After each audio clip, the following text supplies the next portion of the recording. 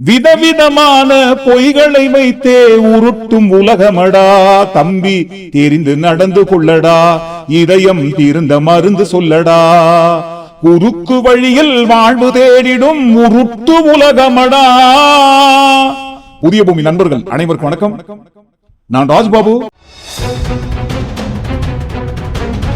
இந்த காணொலிக்குள்ள போவதற்கு முன்பாக வழக்கம் போல டிஸ்க்ளைமருக்காக சொல்லிடுறோம். இந்த காணொலிக்குள்ள வருகின்ற சொல்லப்படுகின்ற செய்திகள், சம்பவங்கள் அனைத்தும் ஊருக்குள்ள நடந்துட்டு இருக்கிற ஆதாரங்களின் அடிப்படையில் அப்படியே மக்கள் பார்வைக்கு கொண்டு போய் சேர்க்கிறோம். டிஸ்க்ளைமருக்காக சொல்லிடுறோம். அப்புறம் யார் எங்கிட்ட சண்டைக்கு வந்துடாதீங்க. அப்படி நண்பர்கள் யாரையா சப்ஸ்கிரைப் பண்ணாமல் இருக்கீங்களோ சப்ஸ்கிரைப் செய்து புதிய பூமிக்கு ஆதரவு தருமாறு கேட்டுக்கொண்டும், இந்த காணொலியை முழுமையாக மிக மிக மிக மிக முக்கியமான காணொலி, அதனால முழுமையாக பார்க்க வேண்டும் என்று அன்புடன் கேட்டுக்கொண்டு இந்த காணொலிக்குள்ள போயிடுவோம். உருட்டு இருக்கு இல்லைங்களா, உருட்டு. அந்த உருட்டு கூட கொஞ்சம் கம்மியா உருட்டணும். அந்த உருட்டை பயப்படக்கூடிய அளவுக்கு உண்டான உலக மகா உருட்டை இந்த மாதிரி உருட்டுனா எப்படிங்க? அதுவும் எங்கங்க? சட்டமன்றத்துல. என்னப்பா மறுபடியும் சட்டமன்றமா? இதோட திங்கக்கிழமை தானே? இல்லங்க, இதுக்கு முன்னாடி உருட்டுனதை உருட்டி விடுறோம். பொய் இருக்கு இல்லைங்களா, அது என்னன்னே எங்களுக்கு தெரியாது. யாருக்குங்க? நீங்களே கேட்டுக்கங்க. வெற்றி அடைவதற்காக பொய் சொல்லாம, குறுக்கு வழியை கடைப்பிடிக்காம, நேர்மையாக இருந்தால் எல்லாம் இங்கே சாத்தியம் என்பதற்கு எங்க தலைவரை சாட்சி. புரிகிறதா? புரியணும். பொய் பேசாம குறுக்கு வழியை கடைபிடிக்காம, எப்படிங்க பொய்யே பேசாம குறுக்கு வழியை கடைபிடிக்காம இங்க வெற்றி பெற முடியும் என்பதற்கு ஒரே சாட்சி, எடுத்துக்காட்டு, ஆதாரம் எங்க தலைவரை சாட்சி. கண்டிப்பா இருந்துட்டு போங்க, தப்பு கிடையாது. ஆனா பாருங்க, 100 உண்மை பேசிட்டு ஒரு பொய் பேசுற பட்சத்துல அந்த 100 உண்மைக்கு நடுவில் இந்த ஒரு பொய்யே பெருசா தெரியாது. ஆனா பாருங்க, பேசுறது 100மே பொய். 100 பொய் பேசிட்டு 101வது பொய் பேசும்போது நமக்கு அது சகஜமா பழகிடும் இல்லைங்களா? பொய்யே பேசாம 100க்கு 100 உண்மை பேசிட்டு எப்பவோ தெரிஞ்சோ தெரியாமலோ ஒரே ஒரு பொய் பேசும்போது அது பொய்யே நமக்கு தெரியும். நம்ம பேசுறது பூராவுமே பொய் தான். அப்போ எப்படிங்க நம்ம பேசுறதுல உண்மை எது பொய் எதுன்ட்டு உங்களாலே கண்டுபிடிக்க முடியாது. அடுத்தவங்களால எப்படி கண்டுபிடிக்க முடியும்? வாயை திறந்தா பொய், உருட்டுறதெல்லாம் உலகமாக உருட்டு. ஆனா பாருங்க, பொய்யே பேசாம குறுக்கு வழியை கடைபிடிக்காம வெற்றி பெற முடியும் என்பதற்கு எடுத்துக்காட்டு, ஆதாரம், சாட்சி நீங்க தான். இப்ப அந்த விவசாயிகளுக்கு கொடுத்த வாக்குறுதி, அதுக்கு பேர் என்னங்க? பொய்யே பேசாம ஜெயிச்சோன்னு சொல்றீங்களே. 5 ஏக்கருக்குள்ள நிலம் வைத்திருக்கும் விவசாயிகளுக்கு 100% பயிர்க்கடன் தள்ளுபடி, 5 ஏக்கருக்கு மேல நிலம் வைத்திருக்கும் விவசாயிகளுக்கு 50% பயிர்க்கடன் தள்ளுபடின்னு வாக்குறுதி கொடுத்தீங்களே.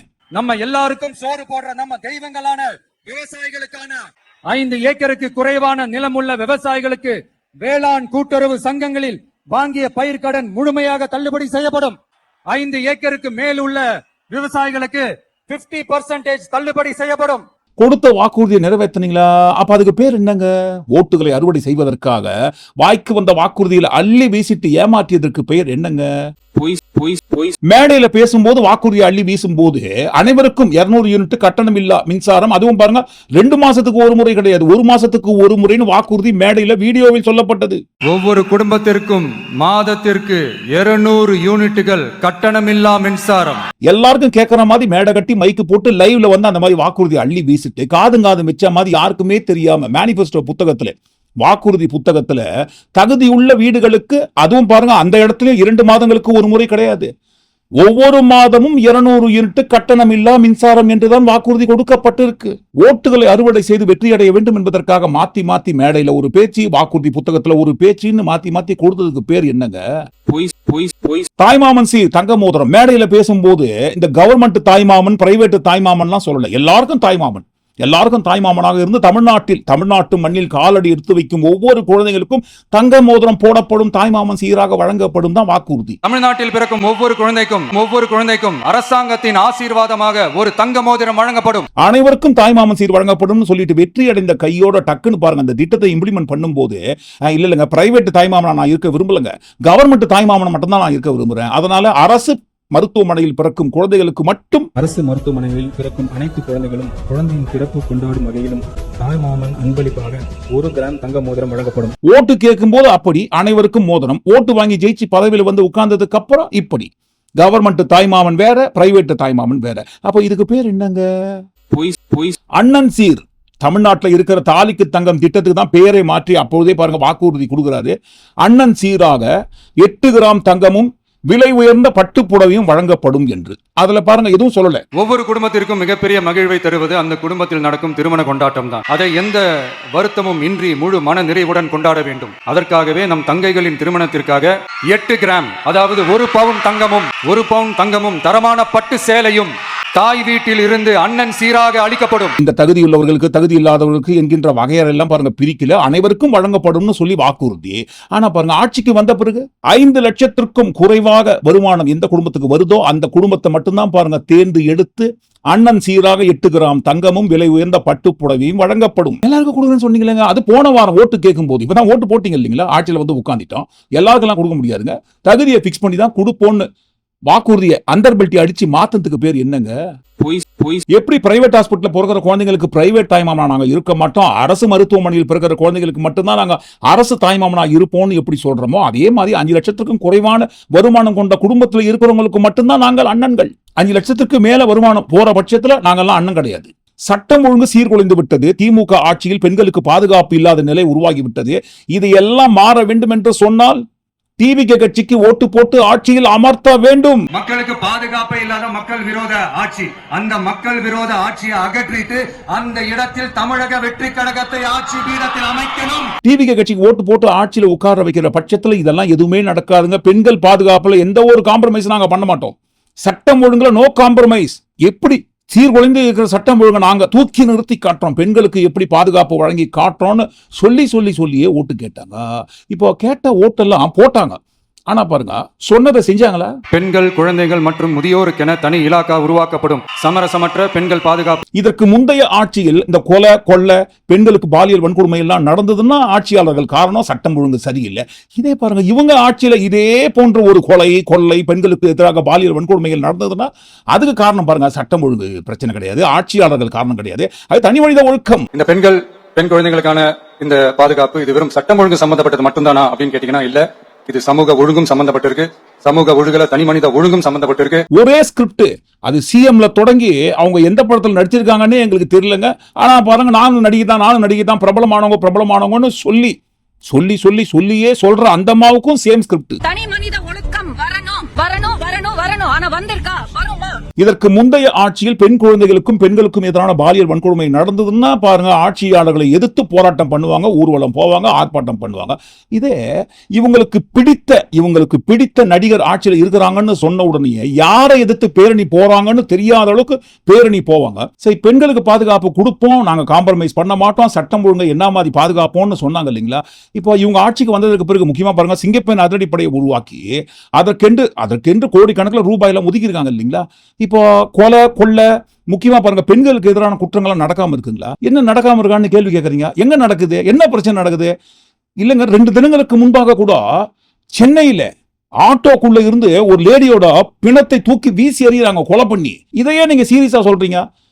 ஆட்டோக்குள்ள போய் இந்த ஒரு பெண்ணை கொலை பண்ணி சென்னையில நடு ரோட்ல தூக்கி வீசிட்டாங்க. அப்படி சொல்லுங்க, அதையே நீங்க சீரியஸா பூதாகரமாக்கி பேசுறீங்க. கொலைதானே, அப்புறம் வேற என்ன? இல்லைங்க ரெட்டை கொலை நடக்குதுங்க, சட்டம் ஒழுங்கு காப்போம்னு சொல்றீங்களேங்க, காத்துதாங்க இருக்கிறோம்.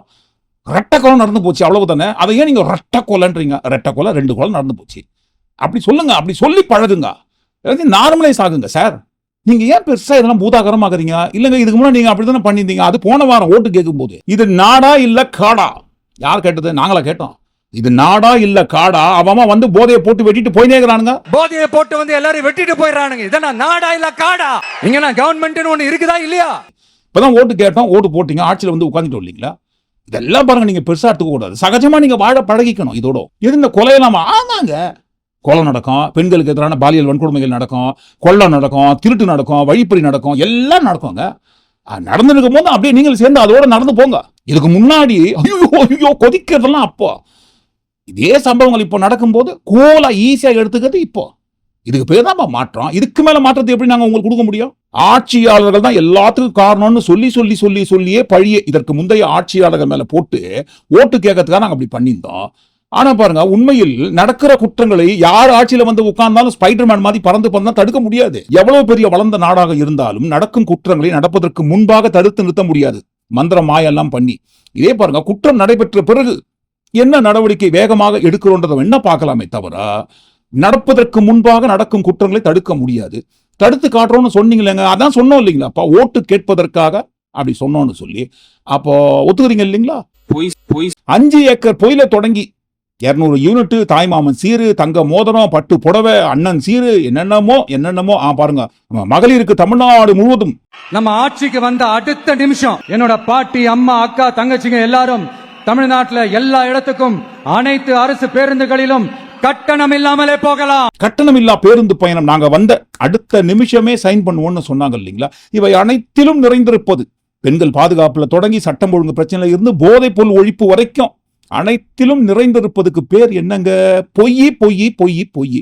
ஆனா பாருங்க, பொய் பேசாம குறுக்கு வழியை கடைபிடிக்காம ஜெயிக்க முடியும்னு சொன்னா அதற்கு ஒரே ஒரு எடுத்துக்காட்டு ஆதாரம் எங்க தலைவர் தான் சொல்றீங்க இல்லைங்களா?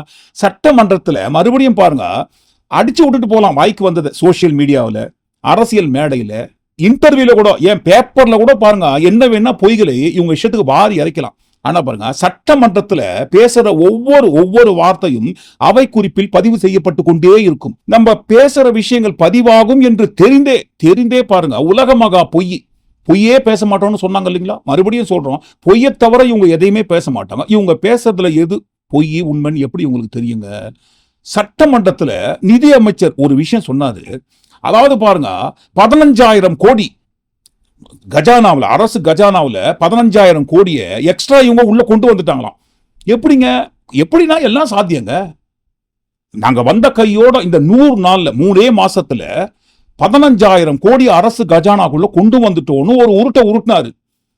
இதற்கு முந்தைய ஆட்சியில தங்கம் தென்னரசு அவர்கள் நிதியமைச்சராக இருந்தார் இல்லைங்களா? அவர் ஒரே ஒரு கேள்வி தாங்க கேட்டாரு. மாண்புமிகு நிதியமைச்சர் அவர்கள் பேசுகிற போது ஒன்று சொன்னாங்க, இந்த 60-70 நாட்களுக்குள்ளாக நாங்கள் கவர்மெண்ட் ட்ரெஷரிக்கு 15,000 கோடி ரூபாய் கவர்மெண்ட் ட்ரெஷரிக்கு நாங்கள் கொண்டு வந்திருக்கிறோம் என்று ஒரு கருத்தை அவர்கள் சொன்னார்கள். நான் அவரிடத்தில் கேட்க வரும்போது, இந்த 3 மாத காலத்திற்குள்ளாகவே அரசாங்க கஜானாவில் 15,000 கோடி உங்களுக்கு வந்திருக்கிறது, இந்த பணம் உங்களுடைய கஜானாவுக்கு வந்திருக்கிறது என்றால் அந்த விவரத்தை எதன் வாயிலாக வந்திருக்கிறது, நேரடியாக உங்களுக்கு ரியலைசேஷன் வந்திருக்கிறதா கேட்டார் இல்லைங்களா? அது எப்படிங்க 3 மாசத்துக்குள்ள 15,000 கோடியை, வெளியே இருந்த 15,000 கோடியை அரசு கஜானாக்குள்ள கொண்டு வந்துட்டோம்னு சொல்றீங்களே, எப்படி கொண்டு வந்தீங்க? எங்கிருந்து கொண்டு வந்தீங்க? ஆதாரத்தை எடுத்து போடுங்கன்னு கேட்டாரு. எடுத்து போட்டுக்கணும் இல்லைங்களா? ஏங்க கணக்கு கொடுக்குறோம் பாருங்க. அதாவது பாருங்க, திமுக குடும்ப கொள்ளையடித்து கொண்டு போயிருந்ததை நாங்க கண்டுபிடிச்சு இந்த துறையில் லீக்கேஜ் ஆயிருந்த 15,000 கோடியை உள்ள எடுத்துன்னு வந்துட்டோன்ட்டு ஆதாரம் கொடுப்பாருன்னு பார்த்தா கொடுத்தாரு பாருங்க ஒரு ஆதாரம். ஃபார்மர் மினிஸ்டர் தங்கத்தனவர் சார் சொல்லியிருக்காங்க, கேட்டிருக்காங்க, இது எப்படி இந்த 15,000 crore பிரேக்கப் உங்கள்ட்ட இருக்கா, எங்கேருந்து வந்துச்சுன்னு கேட்கறாங்க. நீங்க சொன்ன மாதிரி எக்ஸ்பெக்டட் தான். But revision of certain fees and rectification, நீங்க சொல்றது கரெக்ட் தான். ஆனா வர தொடங்கி விட்டது என்ற நான் அது வந்து வர தொடங்கி விட்டது. டிஜிட்டேஷன் ஆஃப் சொல்லி முடிச்சிடுறேன். வர தொடங்க ஆரம்பிச்சிட்டாலே உங்களுக்கு தெரியும், ஒரு அமௌண்ட் வந்து generate ஆரம்பிச்சிட்டாலே we are very happy. The projected 15,000 crores will be achieved very shortly. Yes, I agree sir, 100%. நீங்க சொன்னதுக்கு பதில் சொல்லிட்டாரு. நாங்க we are predicting மட்டும் it started to coming into our account. அதை மட்டும் நாங்க தெளிவுபடுத்த விரும்புறோம். பொய்யே பேச மாட்டோம்னு சொன்னவங்க கொடுக்குற ஆதாரத்தை பாத்தீங்களா?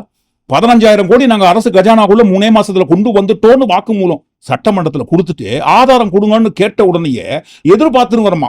அதாவது வர தொடங்கி விட்டது. தொடங்கும் போதே தெரிஞ்சிடும் இல்லைங்களா? ஸ்டார்டிங்ல இவ்வளவு கேஷ் வருதுன்னு சொல்லும் போது அப்ப போக இன்னும் எவ்வளவு கோடிகள் வரும்ட்டு ஒரு கணிப்பு, ப்ரெடிக்ஷன் எங்க ஆஸ்தான ஜோதிடர்கிட்ட கேட்டு நாங்க ப்ரெடிக்ட் பண்ணிட்டோம். இவ்வளவு அமௌண்ட் வந்துடுச்சாப்பா, போக அடுத்தடுத்து வருகின்ற நாட்கள்ல உங்களுக்கு 15,000 கோடி வருவதற்கு வாய்ப்பு இருக்குன்னு ஜோதிடர் கணித்து சொல்லிட்டாரு. ஜோதிடர் கணித்து சொன்னதை அடுத்து 15,000 கோடி வந்துச்சுட்டு வாக்குமூலம் கொடுத்துட்டாரு. ஆதாரத்தை கொடுங்கன்னு கேட்டோன்னா எதிர்பார்க்கப்படுகிறது. அது எப்படிங்க கொஞ்சம் கூட வேமா சூசோ இல்லாம நாங்க மறுபடியும் சொல்றோம், நம்ம பேசுற ஒவ்வொரு வார்த்தையும் சட்டமன்ற அவை குறிப்பில் பதிவு செய்து கொண்டிருக்கிறார்கள் என்று தெரிந்த பிறகும் கூட வாய்க்கூசாம இவ்வளவு பெரிய பொய்யெல்லாம் அடிச்சு விட்டுட்டு போயிட்டு நாங்க பொய்யே பேச மாட்டோம், குறுக்கு வழியை தேர்ந்தெடுக்காம நாங்க வெற்றி அடைந்தோம்னு எப்படிங்க பேச முடியுது? 15,000 கோடி அரசு கஜானாக்குள்ள 3 மாசத்துல கொண்டு வந்துட்டோம்னு சொல்லிட்டு நிதியமைச்சர் தங்கம் தென்னரசு, முன்னாள் நிதியமைச்சர் தங்கம் தென்னரசு அவர்கள் கேட்ட உடனே கொண்டு வரலங்க, கொண்டு வர போறோம், எதிர்பார்க்கப்படுகிறது. we are predicting மட்டும் it started to coming into our account. அதை மட்டும் நாங்க தெளிவுபடுத்த விரும்புறோம். ஐயா, என் ஆடு திருடு போல, யாரோ ஆடு திருடின மாதிரி கனவு கண்ட. சரி எதிர்பாருங்க. ஆனா பாருங்க, வர ஆரம்பிச்சுன்னு சொன்னீங்க இல்லைங்களா? அதையாவது அட்லீஸ்ட் எந்த துறையின் மூலமாக வர ஆரம்பிச்சுன்னு சொல்லிக்க வேண்டியதுன்னு சொல்ல மாட்டாங்க. எப்படி சொல்லுவாங்க? அரசு கஜானாக்குள்ள நாங்க எக்ஸ்ட்ரா வருவாய் 15,000 கோடி உள்ள கொண்டு வந்துட்டோம்னு சொல்றாங்க இல்லைங்களா? எப்படி கொண்டு வராங்க? அவங்க சொல்றதுல பொய் கிடையாது. பொய் கிடையாது, உண்மை இருக்கு. எப்படி கொண்டு வராங்கன்னா, அதாவது பாருங்க, இந்த லீக்கேஜ்னு பேர் வச்சாங்க பாத்தீங்களா, அந்த லீக்கேஜ் அடைச்செல்லாம் உள்ள கொண்டு வரல. மக்கள் பாக்கெட்ல இருந்து புடுங்கி மக்கள் தள்ள கை வச்சு அநியாயத்துக்கு கொள்ளை அடிச்சு உள்ள கொண்டு வந்து சேர்க்கறாங்க. நாங்க சொல்லலைங்க, நாங்க ஏன் சொல்ல போறோம்? டிஸ்க்ளைமர் தான் ஏற்கனவே சொல்லிட்டோமே. இந்த காணொலிக்குள்ள வருகின்ற சொல்லப்படுகின்ற சம்பவங்கள் அனைத்தும் ஊருக்குள்ள இருக்கு. மக்கள் கொடுக்கிற ஸ்டேட்மெண்ட்ஸ் எல்லாம், ஐயா 2 மாசத்துக்கு முன்னாடி நாங்க இபிபியில் 2000 ரூபாய் தான் கட்டியிருந்தோம், இப்போ எவ்வளவு வருதுன்னு எங்களுக்கே தெரியலங்க. 16,000 வரலாம், 15,000 வரலாம், 18,000 வரலாம், 20,000 கூட வரலாம். ஏன்னு இருக்குதுங்க 4க்கு 4. இதெல்லாம் எப்படிங்க, யாருங்க ஏத்துறாங்க தெரியாது. 200 யூனிட் ஃப்ரீன்ட்டாங்க, என்ன ஆகுது? அதேதான் வருது. இந்த மாசம் 2000 2000 தான் வந்தது. போன மாசம் என்னன்னா 5000க்கு மேல தான் வந்தது. இல்ல மாற்றம் எதுவும் இல்ல, வெறும் அதாவது என்னன்னா அதே பழைய சோறு சட்டி மட்டும் மாறி இருக்க மாதிரி தான் நமக்கு. நாங்க கேட்டாக்கா நீங்க என்ன ஆபீஸ் தான் கேட்குறாங்க, ஆபீஸ்ல போனா நீங்க அவங்க என்ன கொடுக்குறாங்களோ அதான் நாங்க வாங்க முடியும், அதுக்கப்புறம் நாங்க என்ன பண்ண முடியும்? ஜாஸ்தியானதை பத்தி அவங்க எதுவுமே அதனுடைய ரெஸ்பான்ஸே இல்ல, ஒன்றும் சொல்ற மாதிரி இல்ல. ஏதோ ஒன்று ஓடினே இருக்கட்டும், அவ்வளவுதான். விஜய் ஆட்சி அவ்வளவுதான், மக்கள் ஆட்சியெல்லாம் கிடையாது. மக்கள் ஆட்சின்றதே வேற. போய் கேட்டா ஒரு 6,75,000 பேருக்கு மேல புகார் வந்திருக்கு. எங்க கிட்ட புகார்லாம் வந்திருக்கு, எக்ஸ்ட்ரா இபி பில்லாம் வந்துருக்குதுன்ட்டு. அது என்னன்னு பாக்குறோம். யாருங்க? வழக்கம் போல நம்ம கட்ட பஞ்சாயத்து தலைவர் தான் சிடிஆர் அவர்கள், மின்சாரத்துறை அமைச்சர். என்னன்னு பாக்குறோம், லட்சக்கணக்கில் புகார் வந்திருக்கு. என்னன்னு சரி பண்ணி நாங்க ரிவைஸ் பண்றோம். ரிவைஸ்னா எப்படிங்க? பணத்தை ரீஃபண்ட் பண்ணுவீங்களா? ரீஃபண்ட்லாம் பண்ண மாட்டோம். அப்போ வர பில்லை கட்ட வேண்டியது இல்லை இல்லைங்களா? ஏன்னா உங்க தரப்பு தான் தப்பு பண்ணிக்கிங்க, எக்ஸ்ட்ரா அமௌண்ட் எல்லாம் போட்டு கட்டலன்னா ஃபியூஸ் பிடிக்குவாங்க. சார் கட்டிடுங்க அமௌண்ட்டை. எப்படிங்க 2000 ரூபாய் கட்டியிருந்தோம், திடீர்னு 10,000 வருது, கட்டுங்க. கட்டணா ஃபியூஸை புடின்னு போயிடுவான். நீங்க கட்டிடுங்க, நாங்க என்னென்னு கணக்கு பண்ணி அடுத்த மாசம் இபி பில் வரும்போது அட்ஜஸ்ட் பண்ணிடுறோம், ரிவைஸ் பண்ணி விட்டுறோம் உங்க அக்கௌண்ட்ல. 2000 ரூபாய் இபி பில் கட்டியிருந்தவருக்கு 10,000 ரூபாய் வருதுன்னு சொல்றாங்க. நாங்க என்னன்னு சரி பார்த்து செக் பண்ணி ரிவைஸ் பண்றோம்னு சொல்றாங்க. எப்படிங்க? அப்போ 5x2 10 மாசம் வரைக்கும் அவர் கட்டின அந்த 10,000 ரூபாய் அவர் அக்கௌண்ட்ல சேர்ந்துருக்கோம். போக போக மைனஸ் பண்ணே இருப்பீங்களா? அப்படிதான் சொல்றாங்க. நாங்க அப்படிதான் ரிவைஸ் பண்ணுவோம்னு சொல்றாங்க. ஆனா பாருங்க, அப்படிலாம் ரிவைஸ்லாம் பண்றது கிடையாதுங்க. போட்ட பில்லு போட்டது தான், நீங்க கட்டி தான் ஆகணும். இந்த இபி பில்லு இதுக்கு முன்னாடி தப்பா பாருங்க கணக்கு எடுத்திருந்தாங்க. இப்போ நாங்க வந்ததுக்கு அப்புறம் ஸ்ட்ரிக்ட் ஆபீசரா இருந்து நல்லா அழகா நீட்டா நூல் பிடிக்கிற மாதிரி, துணி தைக்கிற நூல் தாங்க சொல்றோம், நூல் பிடிக்கிற மாதிரி நாங்க கணக்கு எடுக்கிறோம். கணக்கு எடுக்கிறதால உங்களுக்கு எக்ஸ்ட்ரா வர மாதிரி தெரியுது. இதுக்கு முன்னாடி கொஞ்சம் அசால்ட்டா இருந்துட்டாங்க இதற்கு முந்தைய ஆட்சியாளர்கள், சரியா கணக்கு எடுக்கிறது இல்ல. நாங்க நீட்டா கணக்கு எடுக்கிறதால உங்களுக்கு இபி ஏதோ நாங்க கட்டணம் ஏத்திட்ட மாதிரி தெரியுது. அப்படிலாம் கிடையாதுங்க. வழக்கம் போல உங்களுக்கு வர காசு தான் அது, நீங்க கட்டிடுங்க. 2 மாசத்துல 29,500 ரூபாய் வந்திருக்கு. எப்படி 7,000 ரூபாயில இருந்து 29,000 ரூபாய் ஓடும்? வந்து கேட்டா எந்த ரெஸ்பான்ஸும் இல்ல. மேல இருக்கவர் மேல ஏஇயும் இல்ல, ஏஇ கால் பண்ணா லெட்டர் கொண்டு வந்து கொடுங்கன்னு சொன்னாரு. பட் ஆனா ஏஇ ஆளை காணோம். கேட்டதுக்கு மேல ரெஸ்பான்ஸ் இல்லாம அவங்க பாட்டு போறாங்க. இந்த மாதிரி இத்தனை பேர் 2 மாசத்துக்கு முன்னாடி நானும் வந்தேன். 2 மாசத்துக்கு முன்னாடி ஏஇ இல்ல, இப்பயும் ஏஇ இல்ல. இங்க கீழே கேட்டா மேல போய் பாருங்கன்றாங்க, மேல கேட்டா கீழே போய் பாருங்கன்றாங்க. ஆளே இல்ல, 3 பேர் தான் ஆபீஸ்ல வந்து தெரியும். கரண்டும் இல்ல, பில் மட்டும் அதிகமா வருது. அவ்வளவு எங்க பொதுவான பொதுமக்கள் விட்டுருங்க. கேட்டாக்கா எதிர்கட்சின்னு சீல் பண்ணி சாயம் பூசுவாங்க, திமுக சதின்னு சொல்லி. டிவிகே கட்சிக்கு ஆதரவு கொடுத்த அந்த அம்மா பேரு மறந்துட்டோம், விஷாலியா ஞாபகம் இல்லைங்க சரியா. ஒரு சோசியல் மீடியால வீடியோ வைரல் இருக்கு. அதாவது டிவிகே கட்சிக்கு ஆதரவு தெரிவித்த டிவி சீரியல் நடிகைன்னு சொன்னாங்க. நாங்க டிவி சீரியல் மறுபடியும் சொல்றோம், பாக்குறது இல்லைங்க. இருந்தாலும் பாருங்க 2 வீடியோ வைரல் ஆகுது. முதல்ல டிவிகே கட்சிக்கு ஆதரவு கொடுக்கும் போது வைரல் ஆகும் வீடியோ. எங்க தளபதி எங்க அண்ணனோட முதல் கையெழுத்து என்னது? 200 யூனிட் இபி ஃப்ரீ. இப்ப நீங்க எல்லாரும் என்ன இதை இப்போ 200 யூனிட் கட்டணம் இல்லா மின்சாரம்னு சொன்ன பிறகு 100 யூனிட் கட்டணம் இல்லா மின்சாரம் இருந்து கொண்டிருந்த சமயத்திலே பாருங்க கம்மியா தான் பில் வந்தது. இப்ப 200 யூனிட் கட்டணம் இல்லா மின்சாரம் சொன்ன பிறகுதான் அளவுக்கு அதிகமான பில்லு. எவ்வளவு வருதுன்னு யாருக்குமே தெரியலங்க. சாமானிய மக்கள் பாதிக்கப்படுகிறார்கள் என்று பேசுற வீடியோ வைரல் ஆச்சு. இந்த வீடியோவை நான் தான் ஃபர்ஸ்ட் அப்லோட் பண்ண, அதுக்குள்ள நான் சாரி கேட்கிறேன். ஆல்மோஸ்ட் 2-3 மந்த்ஸா நம்ம சாமானிய மக்களுக்கு அவங்களோட இபி பில் அவ்வளவு அதிகமா வந்துட்டே இருக்கு. எனக்கும் இதே நிலைமை தான். அண்ட் டிவிக்கே கரண்ட் பில் விஷயத்துல சொன்ன மாதிரி இப்போ வரைக்கும் பிராக்டிகலா இந்த மாதிரி எதுவுமே நடக்கவே இல்லை. இப்படியே போச்சுன்னா மக்களோட வாழ்வாதாரம் ரொம்பவே கஷ்டமா போயிடும். அண்ட் நீங்க அந்த 200 யூனிட்ஸ் ஃப்ரீன்னு சொன்னதை எடுத்துட்டு இதுக்கு முன்னாடி கரண்ட் பில் எப்படி வந்ததோ அதே மாதிரி நார்மலா கொடுத்தாலே மக்கள் எல்லாருக்குமே ரொம்பவே ஹெல்ப்ஃபுல்லா இருக்கும். அண்ட் இப்படியே போச்சுன்னா கவர்மெண்ட் மேல இருக்கிற ட்ரஸ்ட் ரொம்பவே கம்மியாயிட்டே வரும். டிவிகே கட்சிக்கு ஆதரவு கொடுத்து டிவிகே கட்சியை சேர்ந்தவங்க, டிவிகே கட்சிக்கு ஓட்டு போட்டவங்க கொடுத்த வாக்குமூலம் தான் இது. இந்த நாளுக்காக தான் பாருங்க வெயிட் பண்ணிட்டு இருக்கோம். கொஞ்ச நேரத்துல யார் செய்யணும் தெரிய போகுது. டிவிக்குள்ள தற்கொலையா? டேய் இனிமே கரண்ட் அறிகுறி. அதுவும் நம்ம குட்டி தளபதி வேற சொல்லிருக்காரு. இவரா சொல்லிட்டாரு, நீ டிவி கேட்கலாம் போறோம், டிவி கேட்கலாம் ஜெயிக்கும் அப்பவே சொல்லிட்டாரு. வேற நீங்க எல்லாம் கேட்கலாம், குட்டி தளபதி எங்க வெயிட் வராது பாருங்க.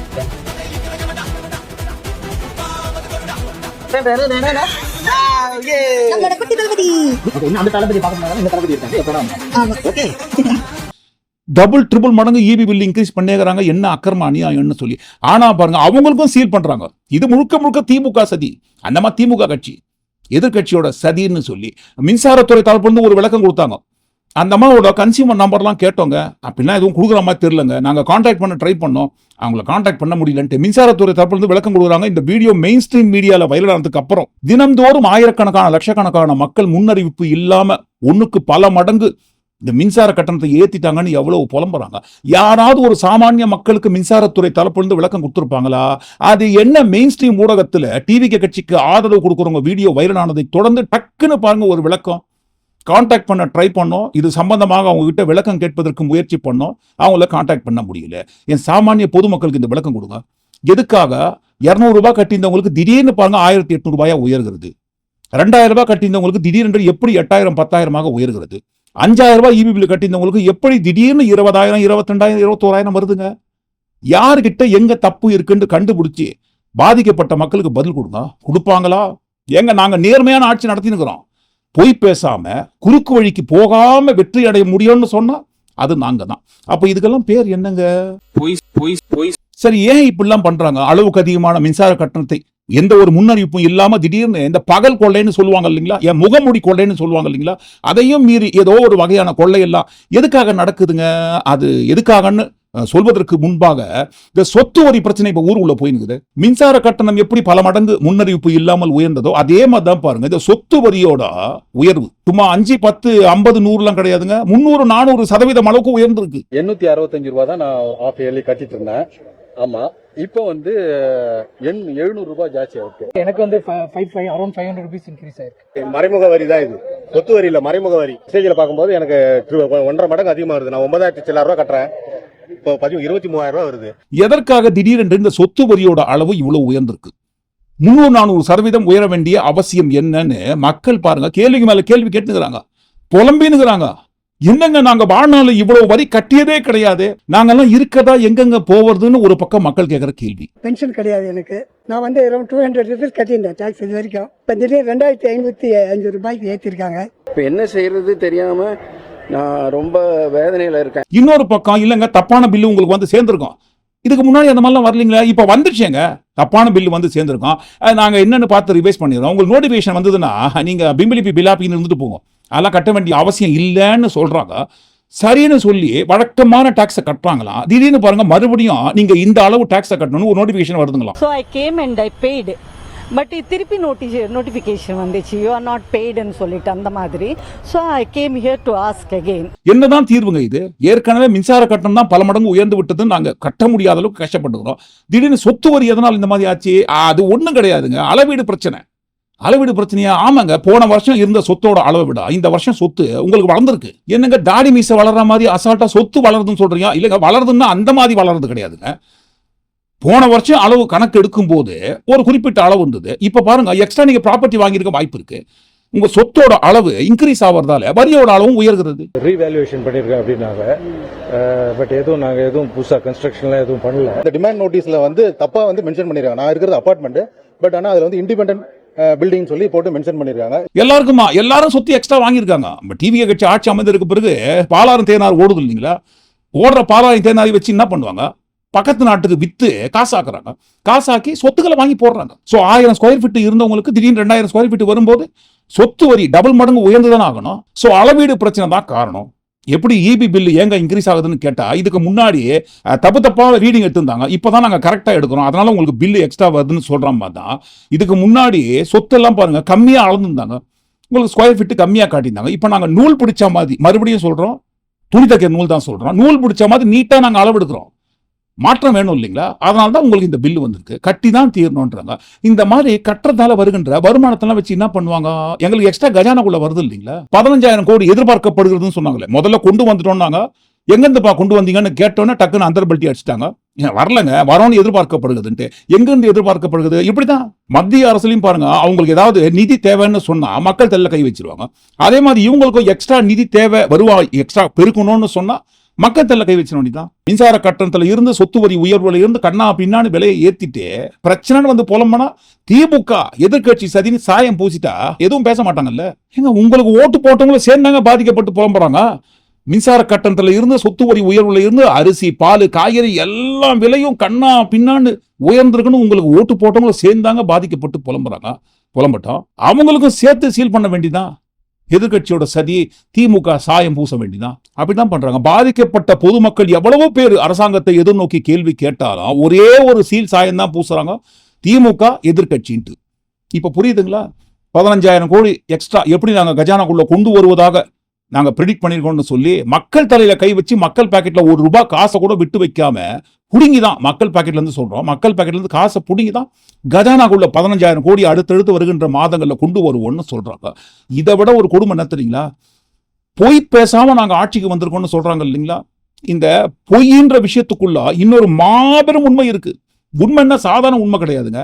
தமிழ்நாடு அரசே பாருங்க அதிகாரப்பூர்வமாக ஒரு துறையை உருவாக்கி இருக்காங்க. அந்த துறைக்குள்ள இப்ப யார் இருக்கிறாங்க, இதற்கு முன்பாக யார் இருந்தாங்க, அந்த துறை என்ன மாதிரி துறையாக இருந்ததை என்ன மாதிரி துறையாக மாற்றி வைத்திருக்கிறார்கள் என்பதை இதற்கு அடுத்து வெளிவரும் காணொலியில ஆதாரப்பூர்வமாக ஒட்டுமொத்தமாக அந்த வீடியோல பார்ப்போம். இந்த காணொலிக்குள்ள வந்த விஷயங்கள் எல்லாத்தையும் ஒட்டுமொத்தமா கூட்டி கழிச்சு நீங்க என்ன நினைக்கிறீங்கன்னு கண்டிப்பா உங்க கருத்துக்களை பதிவு பண்ணும்போது, பொய்யே பேச மாட்டோம்னு சொல்ற இவங்க நீங்க என்ன நினைக்கிறீங்கன்னு கண்டிப்பா தவறாம உங்க கருத்துக்களை பதிவு பண்ணுங்க. மீண்டும் நாளை காணொலி நாம் சந்திப்போம். நன்றி, வணக்கம்.